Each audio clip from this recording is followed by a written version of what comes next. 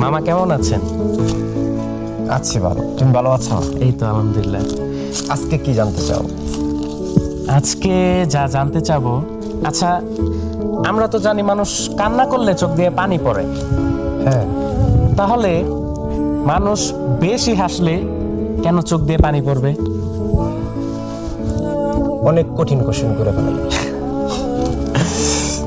যাই হোক, আসলে এই ব্যাপারটা, মানুষ কান্না করলে চোখ দিয়ে পানি পড়ে, ঠিক আছে, কিন্তু মানুষ যখন অনেক বেশি আনন্দ পায়, মানুষ যখন একেবারে আনন্দের সর্বোচ্চ মাত্রায় থাকে, দেখা গেছে যে তখন হাসতে হাসতে তার চোখ দিয়েও পানি পড়ে অনেক সময়। সেটাকে বলে আনন্দ অশ্রু। এই আনন্দ অশ্রু পড়ার একটা বিশেষ কারণ হলো মস্তিষ্কের ডোপামিন নিঃসরণ।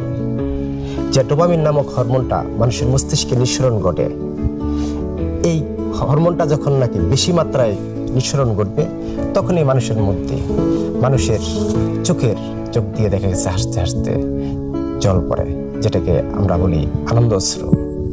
আচ্ছা মামা, আমরা প্রকৃতি ভালোবাসি, হ্যাঁ অবশ্যই। প্রকৃতির মাঝখানে সবসময় আসি। প্রকৃতি আমাদের কেন এত ভালো লাগে? আসলে প্রকৃতির মাঝখানে যখনই আসি, আমি দেখেছি মানে মন থেকে একটা রিফ্রেশমেন্ট একটা ফিল করি। অ্যান্ড মনের মাঝে যতই কষ্ট থাকুক, যতই মন খারাপ থাকুক, প্রকৃতির মাঝখানে আসলে মনটাও মানে কেমন যেন ভালো হয়ে যায়। এটা কেন? আচ্ছা, অনেক সুন্দর কোশ্চেন করেছে। এটার একটা বিশেষ কারণ হলো, তুমি যদি আজ থেকে শত শত কোটি বছর আগের দিকে, মানুষ একটা সময়ে, মানুষ তো এরকম দালান কোঠা, অর্থাৎ এরকম তোমার এই যে শহর ছিল না তখন।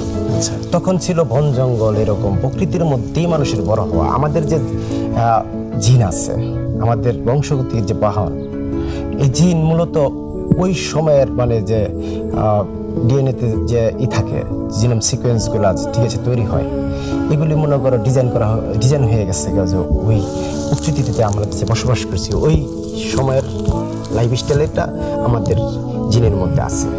তাই দেখবো তুমি যখন নাকি একটা পাহাড়ে গেছো, পাহাড়ের সবুজ প্রকৃতি, সবুজ গাছপালা, সবুজ, ঠিক আছে, চারদিকে সবুজ দেখার পরে তোমার মধ্যে, তোমার মস্তিষ্কে দেখা গেছে যে অক্সিজেনের লেভেল বেড়ে গেছে। আর যখন তোমার মস্তিষ্কে অক্সিজেনের লেভেল বেড়ে যাবে, তখন তোমার মধ্যে একটা অন্যরকম অনুভূতি, রিফ্রেশমেন্ট যেটাকে বলো তোমার টেনশন মুক্ত, একেবারে তুমি অন্যরকম ভালো লাগা তোমার মধ্যে কাজ করবে।